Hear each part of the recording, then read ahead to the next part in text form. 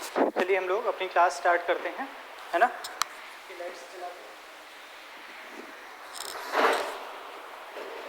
ठीक है, चलिए फिर हम लोग क्लास स्टार्ट करते हैं।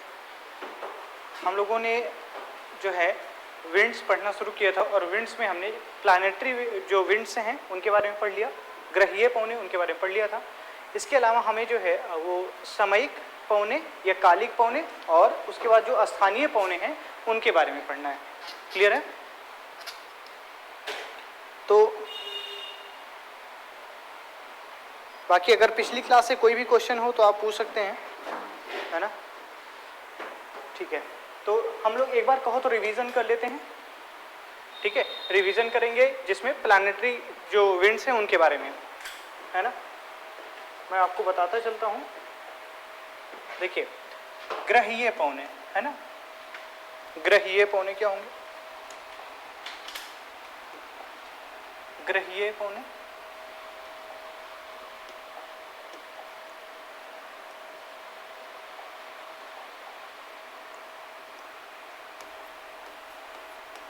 ग्रहीय पौने, है ना।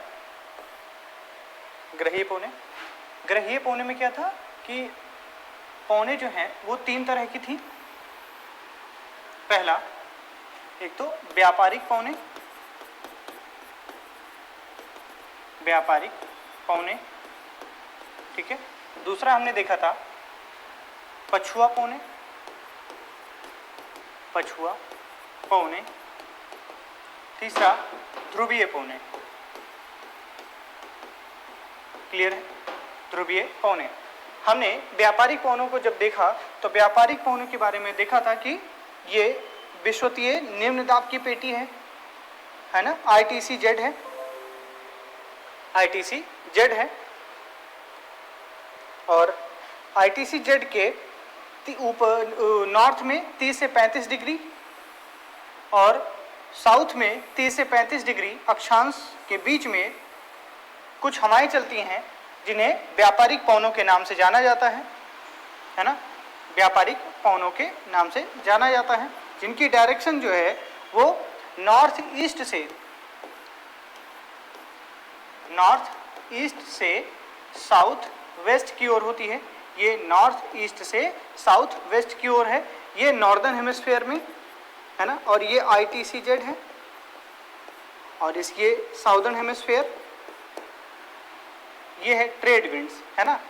30 से 35 डिग्री उत्तरी अक्षांश और दक्षिणी अक्षांश के बीच में जो पौने प्रवाहित होती हैं उन्हें व्यापारिक पौने या ट्रेड विंड्स कहा जाता है। ट्रेड विंड्स कहा जाता है। ये उपोष्ण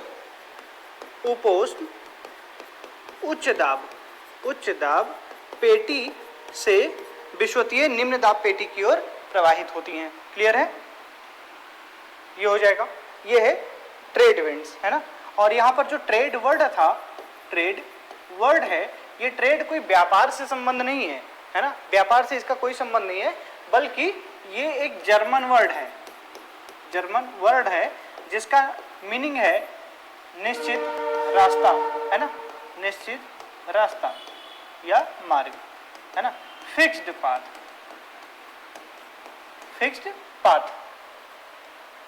ठीक है।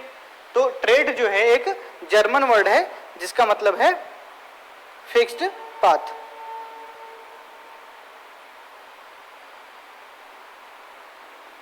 ठीक है।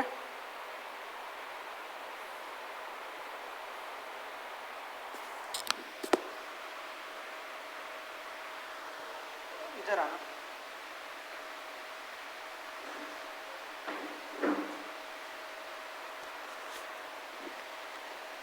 इनसे बात करिए और कुछ क्या इशू।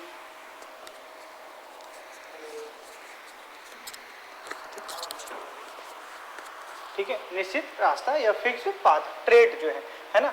अब मैंने ये बताया था कि जो ट्रेड विंड्स होती हैं ये काफी उष्ण क्षेत्र उष्ण होती है, मतलब गर्म होती है। गर्म विशेष रूप से ऐसी नहीं होती, लेकिन होता क्या है कि इन क्षेत्रों में बर्फ नहीं जमती है ना, बर्फ नहीं जमती है और इस वजह से ये जो क्षेत्र है वो नौ संचालन के लिए बहुत ही सुयोग्य हो जाता है। समझ रहे? सुयोग्य क्यों होगा? क्योंकि यहाँ पर बर्फ नहीं होगी, है ना, बर्फ नहीं होगी, बर्फ नहीं जमेगी। बर्फ की जो बड़ी बड़ी चट्टान है ना, वो रास्तों में नौ संचालन के लिए अवरोध उत्पन्न करती है। समझ रहे? तो यहाँ पर क्या है कि जब यहाँ पर बर्फ नहीं होगी तो नौ संचालन बहुत सुगम होगा, बजाय कि जो बाकी का पूरा एरिया है यहाँ पर बर्फ जो है वो जम जाती है। और जैसे आपने देखा था टाइटैनिक में कि टाइटैनिक जो जहाज था वो एक बड़े विशाल बर्फ के चट्टान से टकरा गया और जिसके कारण वो डूब गया था।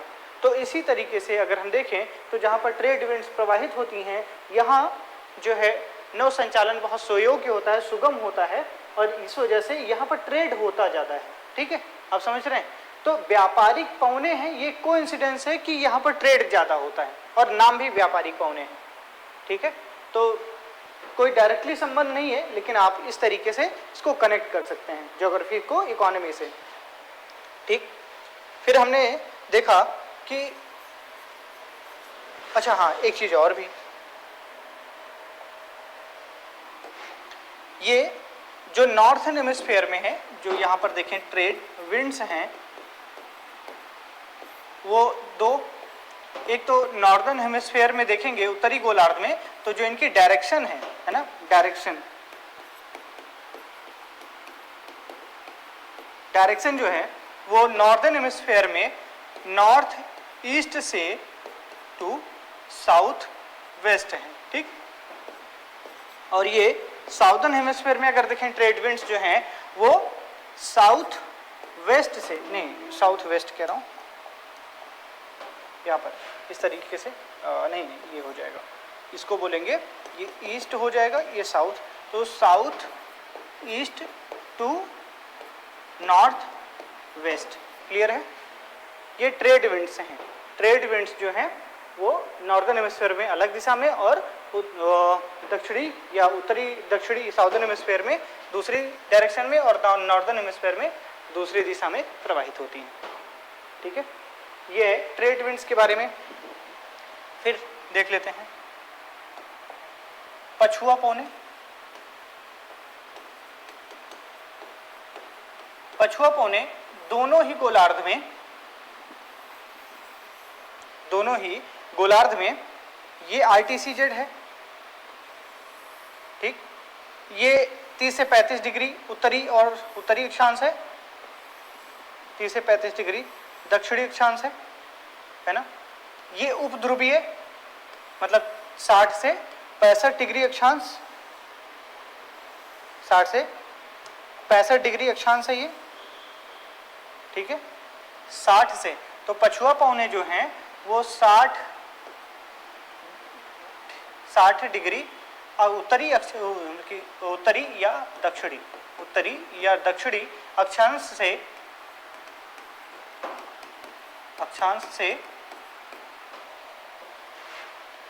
30 से 35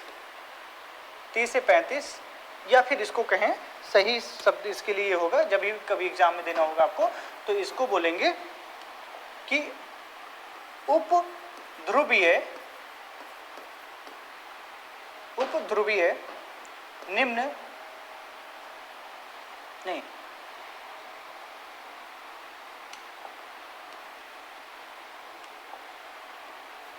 उपोष्ण उच्च दाब पेटी से यह उपध्रुवीय निम्न दाब पेटी की ओर फिर कहाँ? दोनों गोलार्धों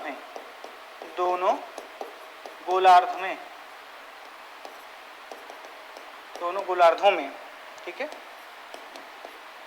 दोनों गोलार्धों में प्रवाहित होती हैं, है ना, दोनों गोलार्धों में प्रवाहित होती हैं।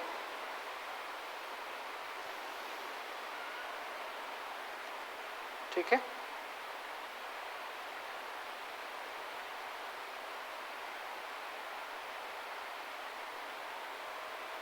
दोनों गोलार्धों में प्रवाहित होती हैं। तो यहाँ पर हमने क्या देखा कि जो डायरेक्शन है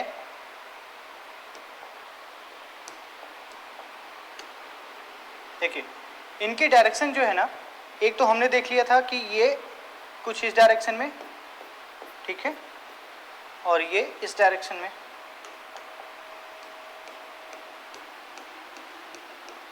ठीक, ये इस डायरेक्शन में प्रवाहित हो रही है। यहां पर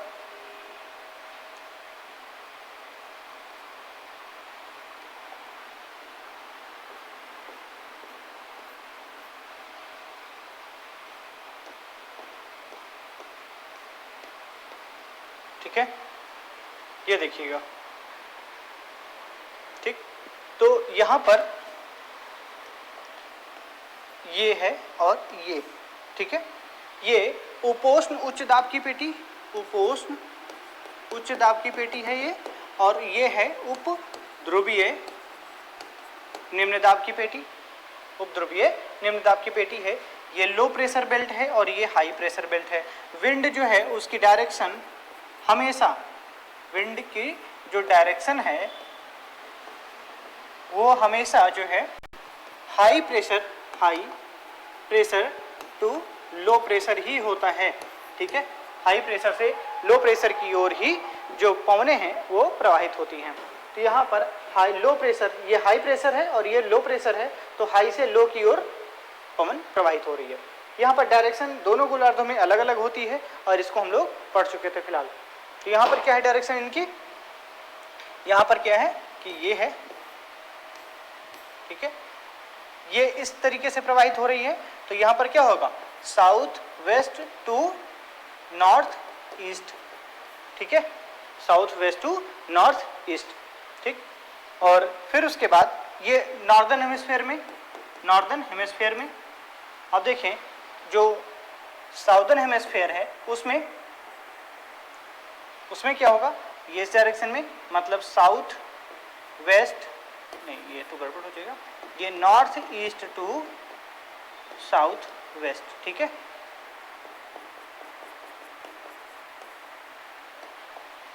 साउथ वेस्ट, ठीक,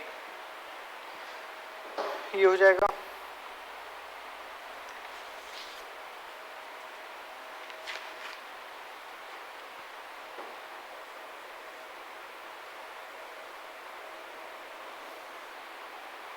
क्लियर।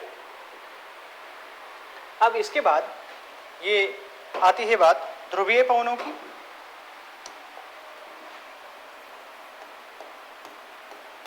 ध्रुवीय पवने जो है वो ये है धरती, और ये तो हम समझ चुके हैं, ठीक, ये क्या है ITCZ, ठीक है, ITCZ या इक्वेटोरियल लो प्रेशर बेल्ट है, लो प्रेशर बेल्ट। यहाँ पर ये उपोष्ण है ना, उपोष्ण उच्च दाब पेटी है, उच्च दाब पेटी, ठीक। फिर उसके बाद ये उपध्रुवीय निम्न दाब की पेटी, उपध्रुवीय निम्न दाब पेटी है, ठीक, उपध्रुवीय निम्न दाब पेटी। अब यहाँ पर आपको याद होगा कि हमने डिस्कस किया था कि जो पोलर विंड्स होती है ना, पोलर विंड्स की जो डायरेक्शन है वो व्यापारिक पवनों की दिशा के समान होंगी, है ना, व्यापारिक पवनों की दिशा के समान होंगी। व्यापारिक पवनों की डायरेक्शन क्या होती है, व्यापारिक पवनों की जो डायरेक्शन है वो ये है नॉर्थ ईस्ट और ये है साउथ वेस्ट। तो जो उत्तरी गोलार्ध में, नॉर्दर्न हेमिस्फीयर में जो ट्रेड विंड्स हैं उनकी direction north east to south west है ना, north east to south west है ये नॉर्दर्न हेमिस्फीयर में। यही सेम होगा जो ध्रुवीय पवने हैं, इनकी डायरेक्शन उत्तरी गोलार्ध में देखेंगे तो north east to south west हो जाएगा, ठीक है, साउथ वेस्ट, है ना। अगर आपको ये लग रहा हो कि ये काफी सीधी हैं रेखाएं, ठीक है, तो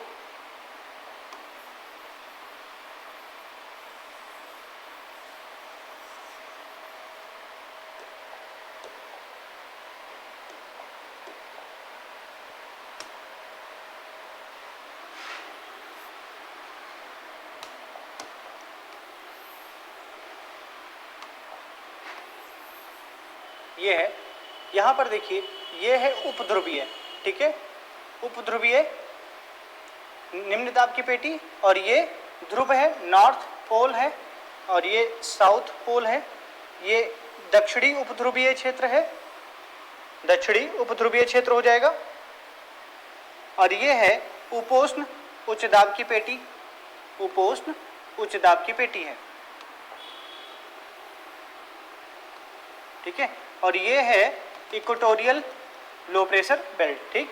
तो जो पोलर विंड्स हैं उनकी डायरेक्शन हमने बताया था नॉर्थ ईस्ट से साउथ वेस्ट की ओर होती है, ऐसे। ये उत्तरी गोलार्ध में। दक्षिणी गोलार्ध में देखेंगे, दक्षिणी गोलार्ध में ये देखिए, है ना, दक्षिणी गोलार्ध में जो है उनकी डायरेक्शन क्या होगा, ये है साउथ ईस्ट है और ये नॉर्थ वेस्ट है, ठीक। तो दक्षिणी गोलार्ध में जो ध्रुवीय पौने हैं उनकी जो दिशा है वो नॉर्थ साउथ ईस्ट से south east to north west की ओर हो जाएगी, ठीक है। बाकी जब आप इनको एक्सप्लेन करेंगे तो आप ये पूरा बताएंगे कि उपध्रुवीय क्षेत्र में ध्रुवीय क्षेत्र से लेकर के, ध्रुवों से लेकर के उपध्रुवीय क्षेत्र की ओर ये पौने प्रवाहित होती हैं। इनकी दिशा उत्तरी गोलार्ध में उत्तर पूर्व से दक्षिण पश्चिम होती है, दक्षिण पश्चिम होती है। इसके अलावा ये जो विंड्स हैं वो काफ़ी ठंडी होती हैं, क्यों? क्योंकि ये ध्रुवीय क्षेत्र से आ रही होती हैं, है ना, काफ़ी ठंडी पौने होती हैं, ठीक है। एक बात और जो हम पछुआ पौने में भूल गए हैं वो ये है कि इन्हें अश्व अक्षांश कहा जाता है, ठीक है। ये हमने जब वायुदाब की पेटियां पढ़ रहे थे, क्षैतिज वितरण देख रहे थे, तो उसमें हमने देखा था इसे अश्व अक्षांश भी कहा जाता है, हॉर्स लैटिट्यूड कहा जाता है। ये जो पछुआ पौने हैं ये कहाँ से कहाँ तक प्रवाहित होती हैं, ये देखिए उपोष्ण उच्च दाब पेटी से उपध्रुवीय निम्न दाब पेटी की ओर प्रवाहित होती हैं। तो इसमें 40 डिग्री वाला भी अक्षांश आएगा, 50 डिग्री वाला भी आएगा और 60 डिग्री वाला भी अक्षांश इसमें आएगा, शामिल होगा। और जो पछुआ पौने हैं वो उत्तरी गोलार्ध में तो नहीं, ठीक है, उत्तरी गोलार्ध में नहीं, उत्तरी गोलार्ध में नहीं, ठीक है। ये आ जाते हैं दक्षिणी गोलार्ध में। यहाँ पर ये है हमारा ITCZ,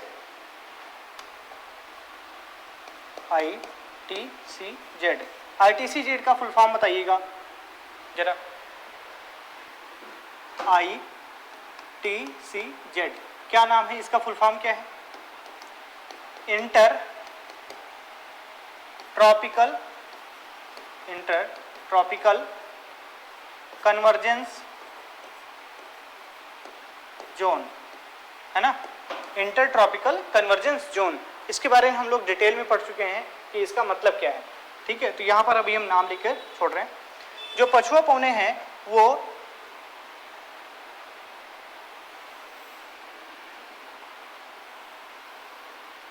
ये 30 से 35 डिग्री अक्षांश और ये 60 से 65 डिग्री वाला अक्षांश है,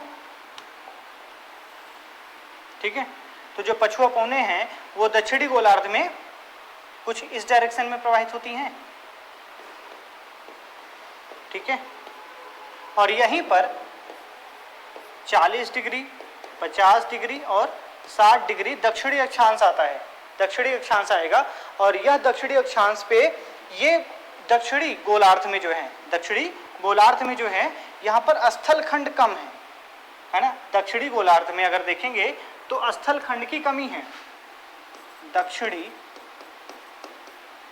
गोलार्ध में स्थल खंड की कमी के कारण पछुआ पौने अत्यधिक तीव्र गति से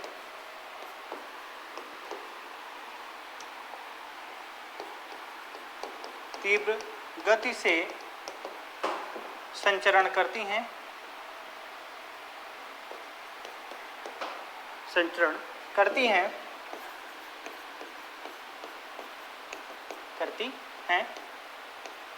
अतः 40 डिग्री अक्षांश पर, 40 डिग्री अक्षांश कहाँ पे, दक्षिणी अक्षांश है ना, दक्षिणी अक्षांश पर इन्हें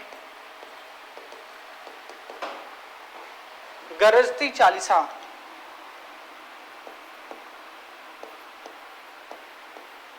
गरजती चालीसा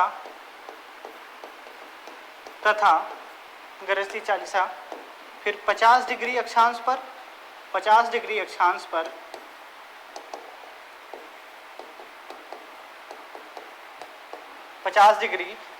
पर इन्हें प्रचंड 50 एवं 60 डिग्री अक्षांश पर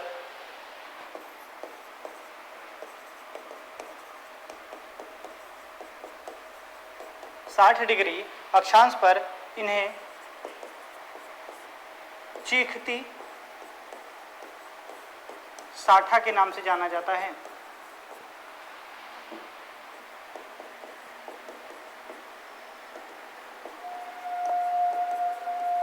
जानते हैं, ठीक है, समझ रहे हैं। दक्षिणी गोलार्ध में स्थलखंड नहीं है, महासागरीय क्षेत्र है। अगर स्थलखंड होगा तो क्या प्रॉब्लम होगी, जब स्थलखंड होगा तो जो पवनें हैं वो तीव्र गति से संचरण नहीं कर सकती, है ना, उनकी गति में विशेष परिवर्तन नहीं आ पाएगा, क्योंकि जो स्थलखंड है जैसे अवरोध उत्पन्न होता है ना, जैसे कहीं पहाड़ है ना, पर्वत हैं, पठार हैं, स्थलखंड है, तो वहां पर क्या होगा कि अनेक जो स्थलाकृतियां हैं उनका निर्माण होगा, जिससे वो पवनें अवरुद्ध होंगी। लेकिन जो महासागरीय क्षेत्र है वहां पर ऐसा कुछ नहीं है ना, कहीं पर छोटे मोटे द्वीप होंगे जो होंगे, और जो ये पवनें हैं चूंकि बहुत विशाल राशि होती है वायु की, और जो है तो कहीं टकराती नहीं है, तो इनकी गति में लगातार वृद्धि होती जाती है, और जब गति में लगातार वृद्धि हो जाती है तो 40 डिग्री पर पहुंचने के बाद ये काफ़ी तेज से चलती है ना। तो 40 डिग्री अक्षांश पर जो देखें तो इन्हें गरजती चालीसा के नाम से जाना जाता है, और 50 डिग्री अक्षांश पर इन्हें प्रचंड 50 और 60 डिग्री अक्षांश पर इन्हें चीखती साठा के नाम से जाना जाता है। ठीक है,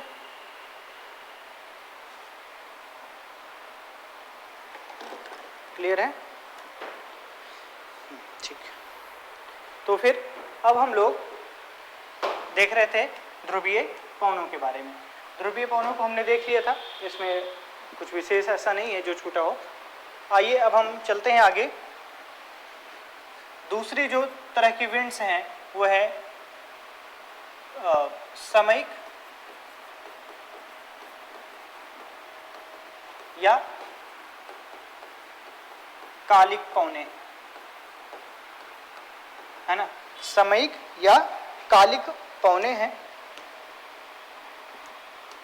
समयिक या कालिक पवने। समयिक या कालिक पवने जो हैं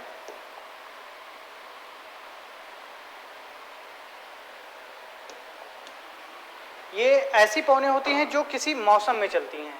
मान लीजिए कि उत्तरी गोलार्ध में जो तापमान है वो बढ़ जाता है, और तापमान बढ़ जाएगा तो जो पवने हैं वो उत्तरी गोलार्ध में स्थलखंड की और कहीं पे लो प्रेशर के आसपास फॉलो करेंगी उसको। तो हो सकता है कि वो पवने जब ग्रीष्म ऋतु आए उत्तरी गोलार्ध में तब उसमें प्रवाहित हों। अगर ये अगर तापमान जो है वो दक्षिणी गोलार्ध में कहीं ज़्यादा होता है तो ये जो पवने हैं वो दक्षिणी गोलार्ध की ओर कहीं प्रवाहित होने लगेंगी, है ना।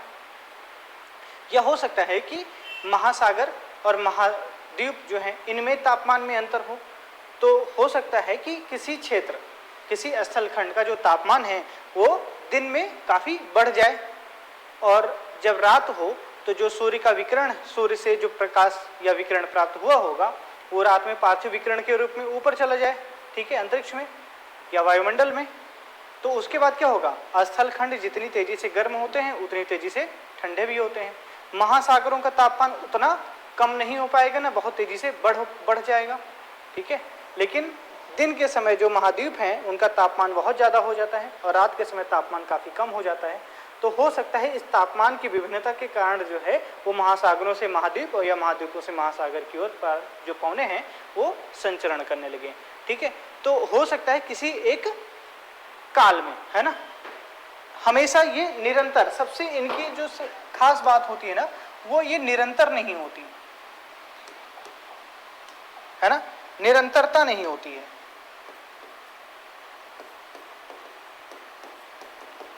का अभाव होगा। ठीक है, निरंतरता का अभाव होगा। निरंतरता का अभाव का मतलब क्या हो गया कि ये पौने हमेशा नहीं प्रवाहित होती है। हो सकता है कि दिन में प्रवाहित हो, रात में ना हो, ऐसा भी हो सकता है। या हो सकता है कि 2-4 महीने प्रवाहित हो और उसके बाद प्रवाहित ही ना हो। ठीक है, क्यों आयुष जी? ठीक है, तो ये हो गया। अब देख लेते हैं ये पौने कितने प्रकार की हैं। इन पौनों को 3 तरह से देखा जा सकता है। एक तो है मानसूनी पौने,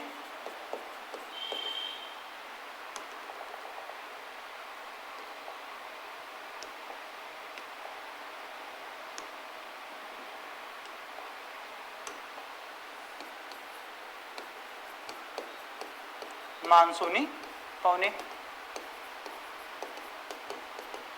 ठीक, दूसरा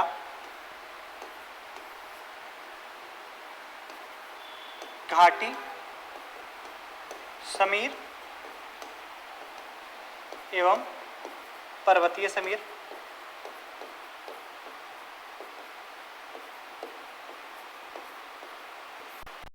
और तीसरा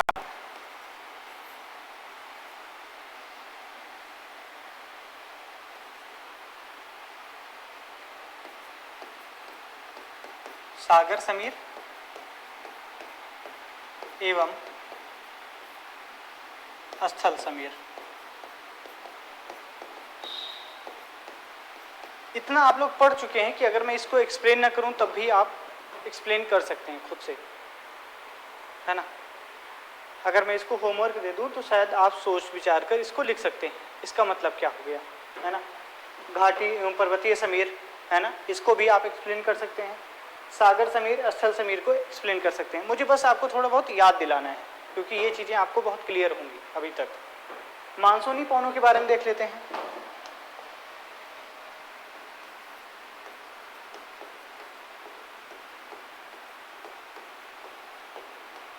मानसूनी पौने, मानसूनी पौने जो हैं ये मौसमी प्रवाह होता है इनका।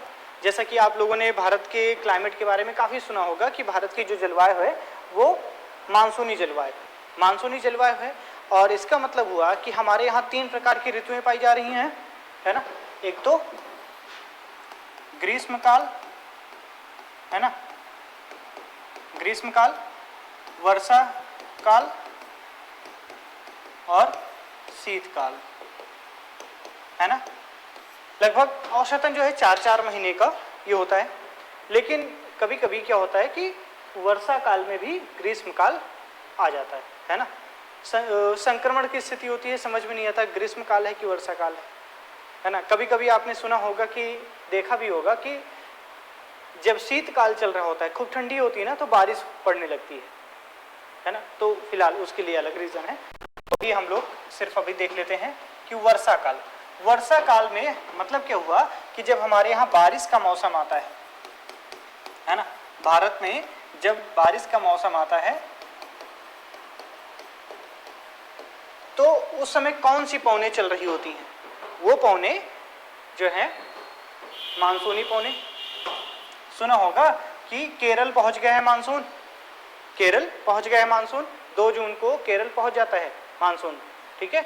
और फिर उसके बाद लगभग 10 से 15 दिन में ये उत्तरी भारत के क्षेत्र में आ जाता है ना। तो ये क्या है, ये मानसून है क्या? तो जो मानसून शब्द है वो एक वर्ड से मिलकर बना है, मौसम।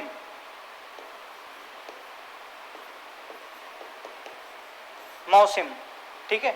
तो मौसम का अर्थ है कि वायु की दिशा में,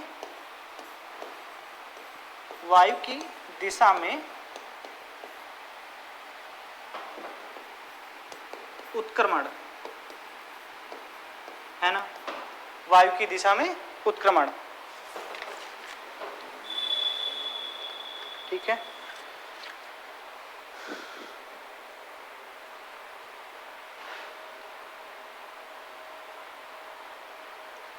ठीक है, तो वायु की दिशा में या फिर कहें पवन की दिशा में।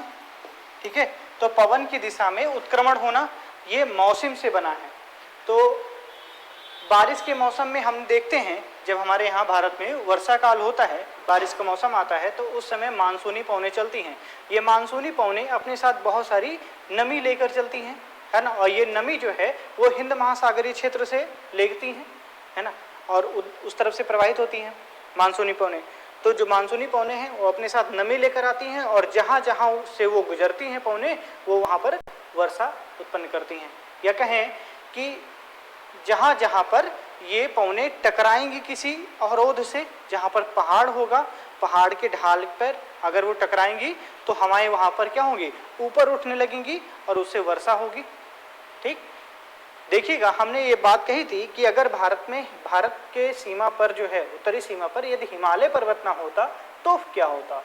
तो वहाँ पर हमने देखा था कि हिमालय पर्वत ना होता तो ये जो मानसूनी पवनें हैं वो सीधे चाइना की ओर चली जाती, और चाइना की ओर जाती तो उत्तर भारत के क्षेत्र में वर्षा हो ही नहीं पाती, क्योंकि मानसूनी पवनें ही हैं जो उत्तर भारत के क्षेत्र में, उत्तर प्रदेश बिहार वाले क्षेत्र में, कहें नॉर्थ ईस्ट के क्षेत्र में वर्षा लेकर आती हैं।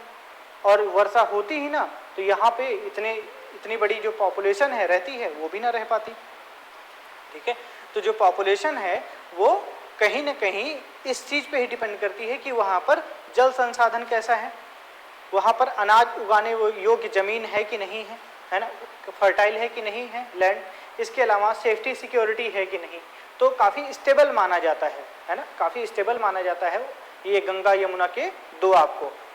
यहाँ पर वर्षा भी पर्याप्त मात्रा में होती है जितनी होनी चाहिए।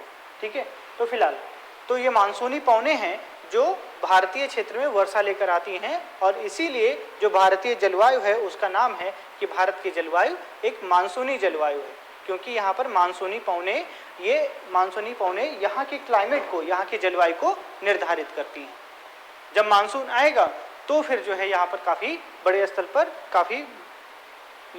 पर जो है परिवर्तन देखने को मिलेगा।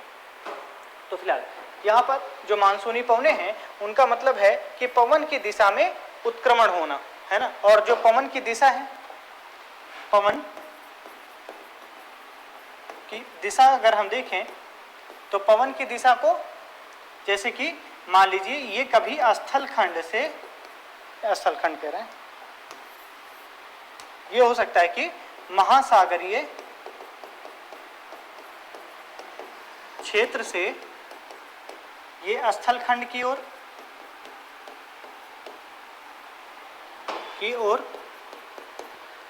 और हो सकता है कि कभी ये स्थल खंड से महासागर की ओर। ठीक है, महासागर की ओर प्रवाहित होने लगती हैं। तो मौसम के अनुसार इसमें परिवर्तन होता है। ठीक है, मौसम के अनुसार इसमें परिवर्तन होगा। तो ये क्या है, पवन की दिशा में उत्क्रमण ही तो हो रहा है। एक बार पवन जो है वो महासागर के स्थलखंड की ओर और दूसरी स्थलखंड से महासागर की ओर प्रवाहित हो रही। ठीक, ये कब होता है इसको भी देख लेते हैं। ये अर्थ है, यहां पर यह है विषुवत रेखा।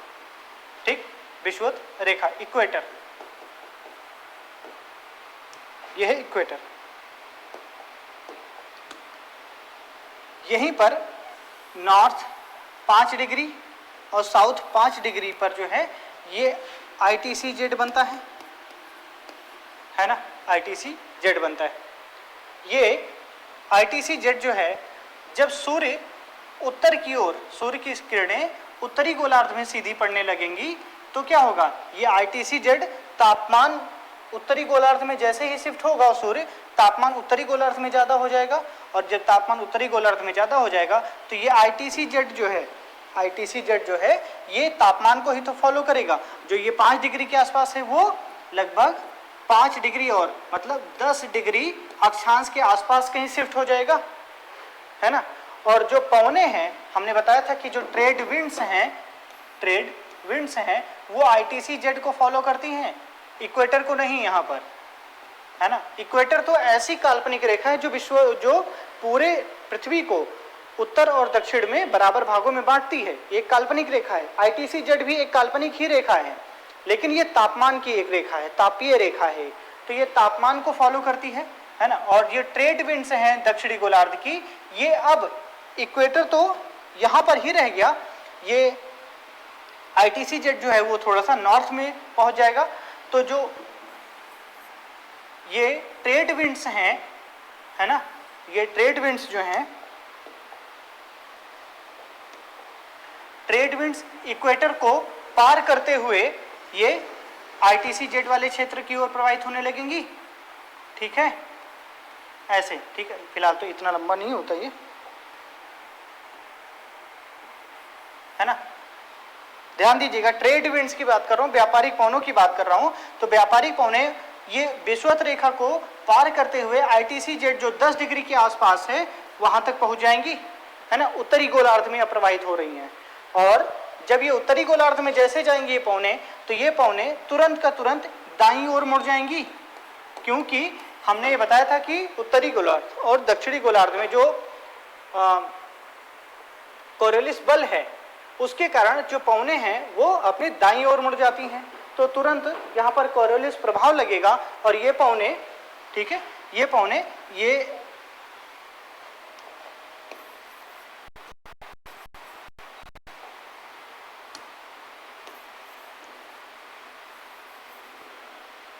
अब देखिएगा यहाँ पर ITC-Z जो है वो नॉर्थ की ओर थोड़ा शिफ्ट हो गया था, है ना, ये विषुवत रेखा है। ITC-Z यहाँ पर कहीं बन रहा है 10 डिग्री के आसपास, ठीक है, 10 डिग्री के आसपास। ये पवने जो ट्रेड विंड्स हैं वो विषुवत रेखा को पार करते हुए, है ना, विषुवत रेखा को पार करेंगी और ITC-Z के आसपास प्रवाहित होने लगेंगी। जैसे ही यहाँ पर उत्तरी गोलार्ध में ये पहुंचेंगी, उत्तरी गोलार्ध में ये पवने अपने नॉर्थ की ये दाईं ओर मुड़ जाएंगी, कोरियोलिस बल लगेगा और कोरियोलिस बल के कारण ये उत्तरी गोलार्ध में दाईं ओर मुड़ जाती हैं और यहीं पर भारत है, ठीक है, इतना तो नहीं लेकिन फिर भी समझने के लिए हम बना रहे हैं कि यहीं पर भारत है। और भारत में यहाँ पर जब ये पवने इस तरफ मुड़ जाती हैं उत्तरी गोलार्ध में, तो ये फिर लो प्रेशर को फॉलो करती हैं। तो लो प्रेशर जब भारत क्या कह रहे हैं, कर्क रेखा पर के आसपास सूर्य पहुंचता है, तो भारत के रेगिस्तान में, भारत के थार वाले रेगिस्तान वाले क्षेत्र में जो है काफी लो प्रेशर हो जाता है। लो प्रेशर कब होगा? जब वहां पर तापमान खूब ज्यादा हो जाएगा। तो जो ग्रीष्म काल है, जब कर्क रेखा पर सूर्य होता है, तो सूर्य की किरणें थार रेगिस्तान के आसपास वाले क्षेत्र को काफी गर्म कर देती हैं और जो 50 से 45 डिग्री के आसपास तापमान हो जाता है और वहां पर लो प्रेशर जनरेट होता है और उस लो प्रेशर को फॉलो करते हुए ये पवने इस ओर प्रवाहित होने लगती हैं। तो जब भारत की ओर ये पवने आई तो ये महासागरों से आ रही हैं। तो जब महासागरों से आ रही हैं तो ये पवने काफी नमी लेकर आएंगी और जहां जहां पर्वतीय क्षेत्र होगा वहां पर हवाएं टकराएंगी और वहां पर वर्षा लेकर आएंगी। ठीक है, तो कुछ मानसूनी पवने जो हैं भारत में कुछ इस तरीके से चलती हैं। ये है ITC-Z, है ना, और ये है इक्वेटर। इक्वेटर को पार करते हुए मानसूनी पवने ऐसे आई और फिर उसके बाद जैसे ही ये उत्तरी गोलार्ध आ चुका है यहाँ पर, और ये जैसे ही फिर उत्तरी गोलार्ध में पहुंचेंगी, ये पवने भारत के आसपास जो यहाँ पर लो प्रेशर विंड है, लो प्रेशर का एरिया है, वहाँ पर घूम जाएंगी, है ना। यहाँ पर लो प्रेशर है, टेम्परेचर काफ़ी हाई है, लगभग 50 डिग्री आसपास, 50 डिग्री सेंटीग्रेड, ठीक। और एक विंड जो है वो इस तरफ चली जाएगी, है ना। कुछ फिलहाल तो डायरेक्शन इसकी थोड़ा ऐसे होती है। ये जो पवने हैं ये केरल के आसपास पहुंचेंगी और फिर उसके बाद एक जो विंड की डायरेक्शन है वो ये इस तरफ चली जाएगी, ठीक, और दूसरी जो है वो ऐसे पार करते हुए ऐसे नॉर्थ ईस्ट वाला क्षेत्र है, यहाँ पर नॉर्थ ईस्ट है, यहाँ पर उड़ीसा बिहार वाला क्षेत्र, ठीक, उत्तर प्रदेश पंजाब, ठीक, लगभग इस क्षेत्र। यहाँ पर थोड़ा ज़्यादा हो गया ये, फिर भी समझने के लिए ठीक है।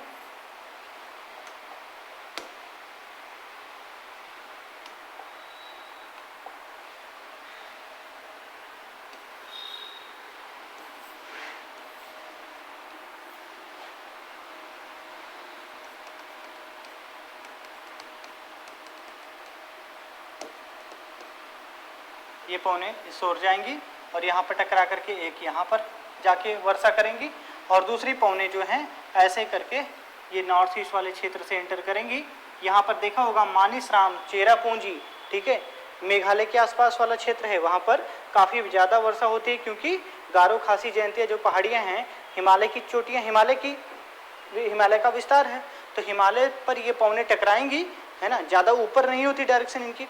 तो ये पौने क्या हैं, ज़मीन की सतह के आसपास प्रवाहित होती हैं, ये हिमालय से टकराएंगी और हिमालय से टकरा करके यहाँ पर काफ़ी वर्षा करती हैं। तो मानिसराम, चेरापूंजी, ये वो क्षेत्र है जहाँ पर खूब वर्षा होती है, और यही जो पौने हैं ये मानसूनी पौने, है ना, यही जाती हैं और वर्षा करती हैं। फिर टकरा करके हिमालय यहाँ पर रहता है, हिमालय से टकरा करके ये फिर से उत्तरी भारत वाले क्षेत्र में सभी बार में वर्षा करती हैं। और ये पौने चूंकि इस ओर मुड़ती इसलिए है क्योंकि यहाँ पर लो प्रेशर बेल्ट होता है, ठीक है, लो प्रेशर बेल्ट होता है, लो प्रेशर को ये फॉलो करती हैं। अब ये तो रहा ग्रीष्म काल, है ना, ग्रीष्म काल। ग्रीष्म काल में चूंकि तापमान जो है वो सूर्य कहीं यहाँ पर आसपास सीधी किरणें पड़ेंगी, तो तापमान यहाँ पर ज़्यादा हो जाएगा, तापमान को फॉलो करते हुए ये पौने आएंगी।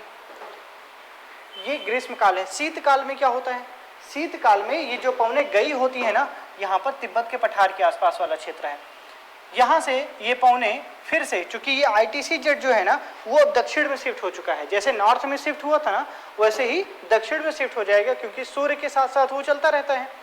तो ये जैसे ही दक्षिण में शिफ्ट होगा तो ये जो पौने ऊपर की ओर प्रवाहित हो रही थी वो अब नीचे की ओर, मतलब ये फिर से उल्टा आने लगेंगी, ठीक है।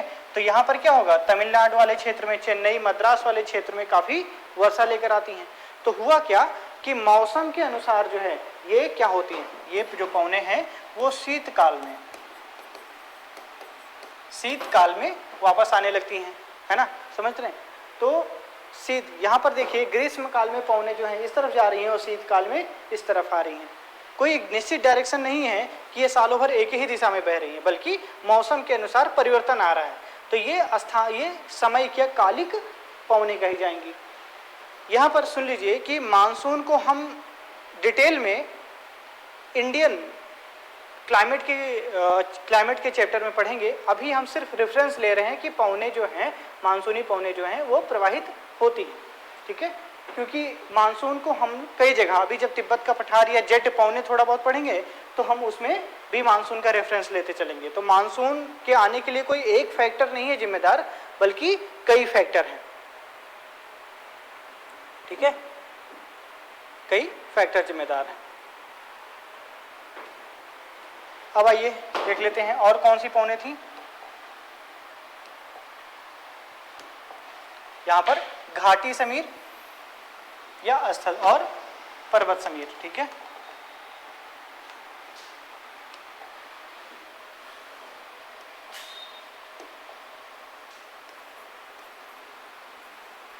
घाटी एवं पर्वतीय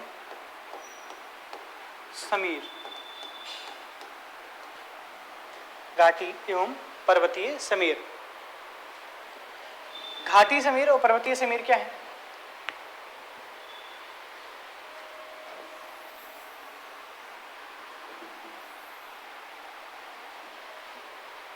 इसको क्या बोलते हैं? घाटी, ठीक है, इसको घाटी बोलते हैं।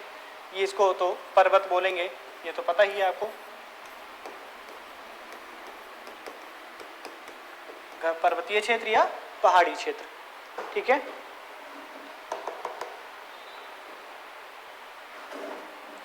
घाटी या पर्वतीय क्षेत्र। फिर यहां पर तो इसका मतलब क्या हुआ देखिए होता क्या है कि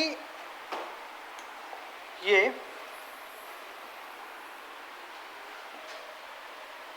सूर्य, ये दिन के समय अगर हम देखें तो दिन के समय, दिन में, ठीक है, दिन में क्या होगा कि सूर्य की किरणें जो हैं,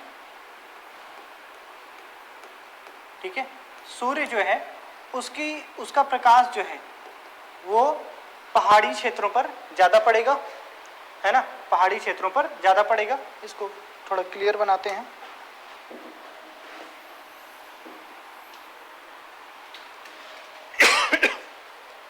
यहाँ पर है सन, और सन से जो प्रकाश आ रहा है वो पहाड़ी क्षेत्रों पर पड़ रहा है, ठीक है, पहाड़ी क्षेत्रों पर पड़ रहा है। और घाटियों पर, ये जो घाटी वाला क्षेत्र है, यहाँ पर तापमान, मतलब जो सूर्य की किरणें हैं वो हो सकता है उतनी नहीं पहुँच पा रही हैं, ठीक है, हो सकता है थोड़ा बहुत पड़ रही हो, थोड़ा बहुत, ठीक है। तो ज़्यादा मात्रा में सूर्य तप प्राप्त नहीं होता। यहाँ पर क्या है, सूर्य तप कम है, और यहाँ पर क्या है, सूर्य तप ज़्यादा है ना, सूर्य तप ज़्यादा है। ये कौन सी कंडीशन है, ये दिन की है ना, दिन में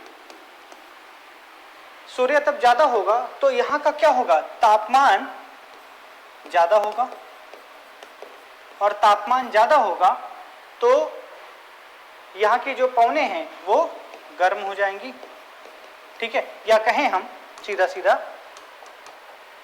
तापमान ज़्यादा होगा तो यहाँ से ये पौने वाष्पीकृत हो, पौने जो है ऊपर की ओर उठने लगेंगी, यहाँ की जो पौने हैं वो काफ़ी ठंडी हो जाएंगी, ठीक है। हमने यहाँ तक समझा, ये एक नॉर्मल कंडीशन है, ठीक। तो यहाँ पर क्या है कि जो पौने हैं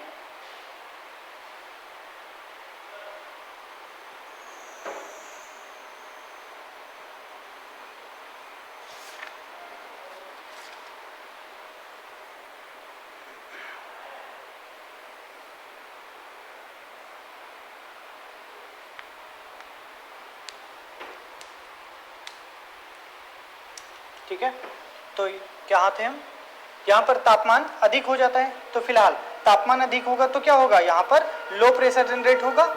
तो जो पवने हैं नीचे की, जो ये नीचे की जो स्थित ठंडी वायु है ना, ठंडी का, हाँ, यहाँ पर हाई प्रेशर होगा, ठीक है, तापमान कम मिल रहा है तो हाई प्रेशर होगा, और यहाँ से जो पवने हैं वो ढाल के सहारे ऊपर की ओर उठेंगी, ठीक है, हाई से लो प्रेशर की ओर, ठीक, लो प्रेशर की ओर। एक बार फिर से इसको बना देते हैं, है ना, जो घाटी की पौने हैं वो ऊपर की ओर उठेंगी, क्यों, क्योंकि यहाँ पर तापमान ज़्यादा है, और तापमान ज़्यादा होने के कारण यहाँ पर लो प्रेशर जनरेट होगा। यहाँ पर तापमान कम है, और तापमान कम होने की वजह से टेम्परेचर कम है, और इसलिए यहाँ पर हाई प्रेशर जनरेट होगा। तो हाई टू लो पौने चलती हैं, पौनों की दिशा इस तरफ हो जाएगी, ठीक है। ये दिन की हालत है, ठीक है, दिन में है। अब दिन में है, समझ रहे हैं। रात्रि में क्या होगा,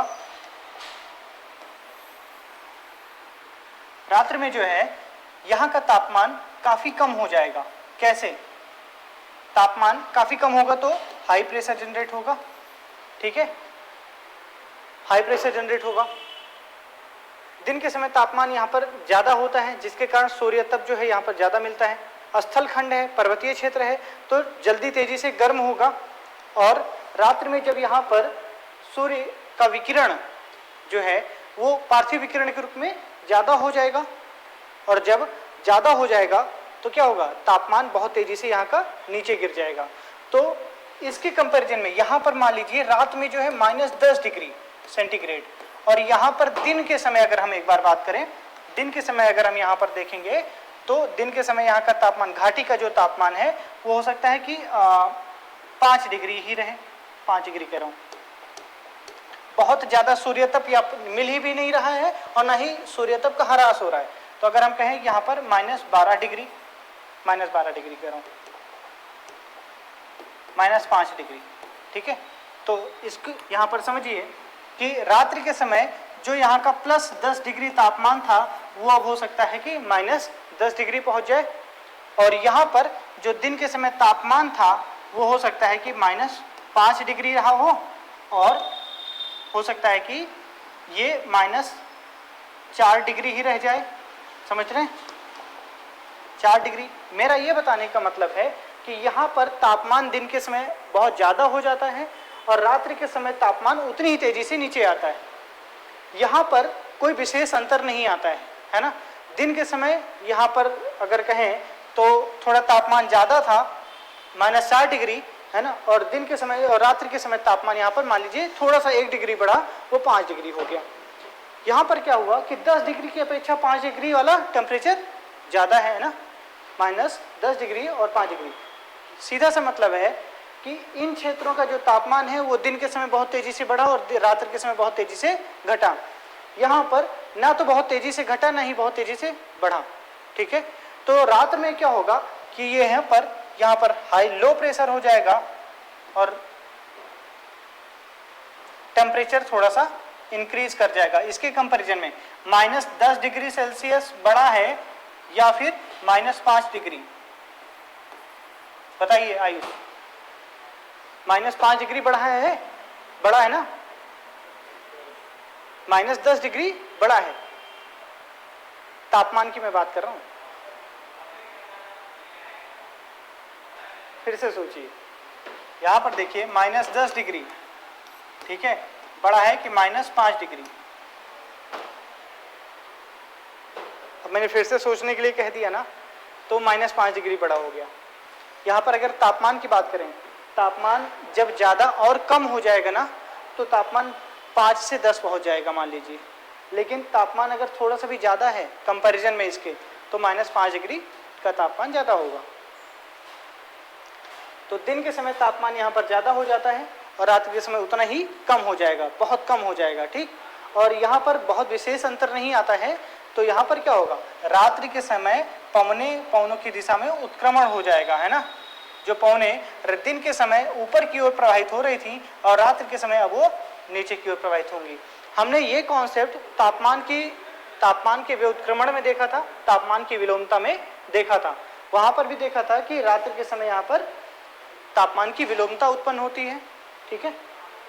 इसको समझ गए? हमारा मेन कॉन्सेप्ट ये था कि ये पवनों की जो दिशा है वो दिन के समय ढाल के सहारे ऊपर की ओर होती है, जबकि रात्रि के समय ढाल के सहारे नीचे की ओर होती है। क्लियर? ये है घाटी समीर, है ना। अब देख लेते हैं सागर एवं स्थल समीर। सागर एवं स्थल समीर। सागर एवं स्थल समीर का मतलब है कि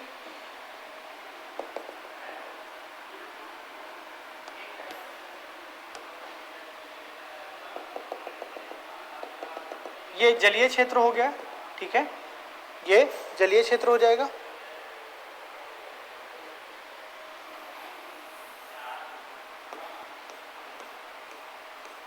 ये मान लीजिए स्थलखंड हो गया, ठीक है, सागरीय क्षेत्र, और ये स्थलखंड। क्लियर? ये हो गया स्थलखंड। अब फिर से वही कॉन्सेप्ट लगाइए जो अभी स्थल समीर, वो पर्वत घाटी समीर और पर्वत समीर में लगाया। यहाँ पर दिन की कंडीशन में देखेंगे तो मान लीजिए स्थलखंड पर सूर्य का प्रकाश बहुत तेजी से पड़ रहा है, तो दिन में तापमान, चट्टानें जो है बहुत तेजी से गर्म होंगी, तापमान अधिक हो जाएगा, तापमान अधिक होगा, ठीक। स्थलखंड का, किसका? स्थलखंड का। अच्छा आयुष, एक बात बताइए आप कि आपको एक छोटा सा पत्थर दिया जाए और आपको एक गिलास पानी दिया जाए, एक कटोरा पानी दिया जाए, तो उसको दोनों को एक एक, दो गैस होती हैं, गैस पर दोनों तरफ रखिए और तापमान समान रूप से दीजिए। ठीक है, मान लीजिए कि आपने 20 डिग्री टेम्परेचर उनको दिया, तो पानी बहुत तेजी से गर्म होगा कि पत्थर? क्या पहले गर्म होगा ज़्यादा? पत्थर गर्म होगा। यही कॉन्सेप्ट पूरे इस पे लगाइए और देखिए, जब सूर्य का प्रकाश स्थलखंड पर पड़ेगा तो स्थलखंड काफ़ी तेजी से गर्म होगा, काफ़ी तेजी से और जल्दी गर्म होगा, ज़्यादा और तेजी से। ठीक है, अधिक और तेजी से गर्म होगा। ठीक है, अधिक तथा तीव्र गति से। समझ रहे? यही महासागरों पर देखिए, तो हो सकता है यहाँ पर 10 डिग्री टेम्परेचर बढ़े। ठीक है, 10 डिग्री टेम्परेचर बढ़ जाए, लेकिन उतने ही तापमान पर महासागरों का उतनी ही देर में हो सकता है कि 1 डिग्री टेम्परेचर बढ़े। ठीक है, मान लीजिए पहले से इनका जो तापमान था वो 15 डिग्री था, सूर्य का तापमान बढ़ा तो 1 डिग्री और बढ़ गया, मतलब 16 डिग्री हो गया, हो सकता है। और इनका देखें तो जो 15 डिग्री था, इनको देखेंगे तो उतना ही तापमान दिया गया, तो ये 15 से 25 डिग्री तापमान पे पहुंच गया। समझ रहे? तो जब तापमान ज़्यादा होगा, तो तापमान ज़्यादा होगा तो मतलब क्या है, यहाँ पर लो प्रेशर होगा, तापमान के जस्ट अपोजिट होता है वायुदाब, है ना। लो प्रेशर होगा, लो प्रेशर होगा क्योंकि तापमान यहाँ पर काफ़ी ज़्यादा है। जहाँ पर तापमान ज़्यादा होगा वहाँ पर वायुदाब में कमी आएगी, तो यहाँ पर लो प्रेशर होगा, निम्न दाब होगा। और इसके कंपैरिजन में यहाँ पर देखिए, तो यहाँ पर क्या होगा, तापमान इसके कंपैरिजन में यहाँ 25 डिग्री है, यहाँ पर 16 डिग्री हुआ, तो क्या होगा, तापमान ज़्यादा है। तो तापमान ज़्यादा है तो मतलब क्या हुआ, यहाँ पर हाई प्रेशर हो गया। तो जो विंड है उसकी डायरेक्शन क्या है,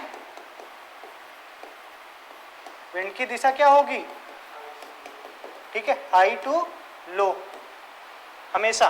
ठीक, तो जो पवने हैं वो अब किधर से, फिर से बनाते हैं,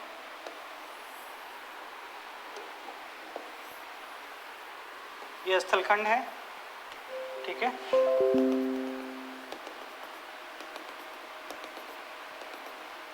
ठीक, यहां पर क्या है, लो प्रेशर।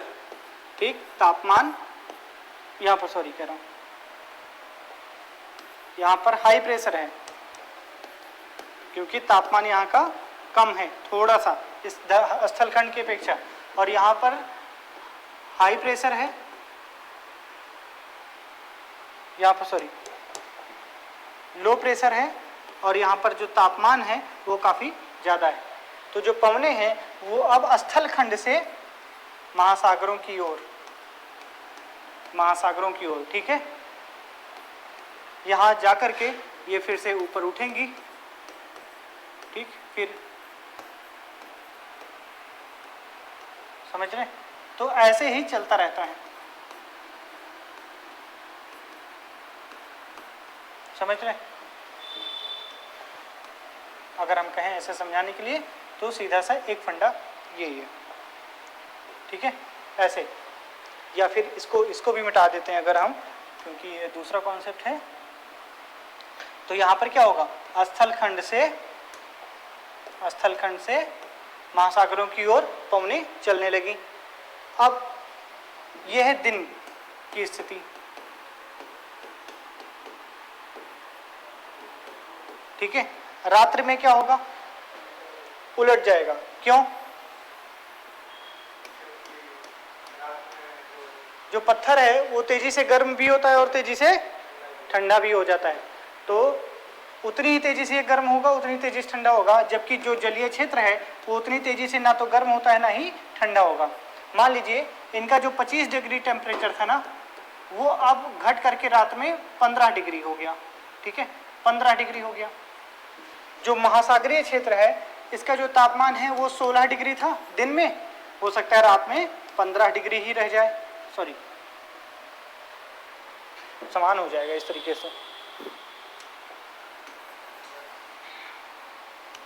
हो सकता है कि 10 डिग्री आ जाए और इनका जो 16 डिग्री था वो 15 डिग्री हो जाए। तो यहाँ का क्या होगा, तापमान ज़्यादा हो गया और यहाँ पर लो प्रेशर हो गया। लो से जो विंड है वो अब स्थल खंड की ओर प्रवाहित होगी। क्यों?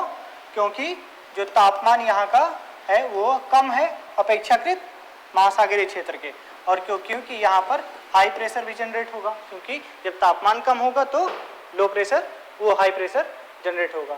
ठीक, तो इस तरीके से देखें तो जो स्थानीय कह रहा हूँ, जो समयिक है, दिन के समय पवनों की दिशा इस तरफ थी और जो रात्रि के समय है वो पवनों की दिशा उलट गई है।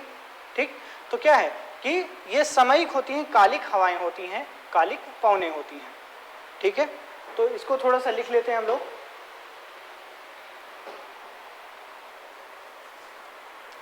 लिखिएगा समयिक या नियमित समयिक या कालिक पवनें, समयिक या कालिक पवनें।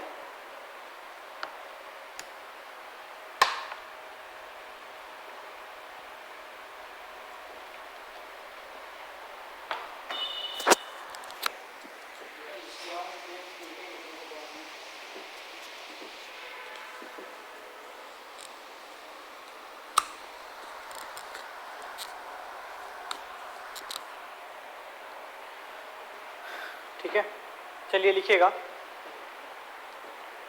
समयिक या कालिक पवनें। ये पवनें नियमित अंतराल पर पवनों की दिशा में परिवर्तन होता है। नियमित अंतराल पर पवनों की दिशा में परिवर्तन होता है। जैसे मौसम के अनुसार परिवर्तन होगा, जैसे मौसम के अनुसार परिवर्तन होगा, मौसम के अनुसार परिवर्तन होगा, दिन एवं रात्रि के अनुसार परिवर्तन होगा।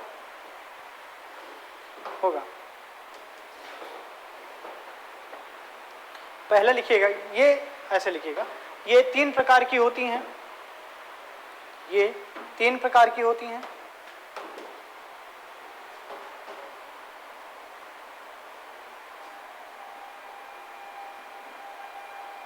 ये 3 प्रकार की होती हैं। पहला मानसूनी पवनें, मानसूनी पवनें। दूसरा घाटी समीर एवं पर्वत समीर, घाटी समीर एवं पर्वतीय समीर। और तीसरा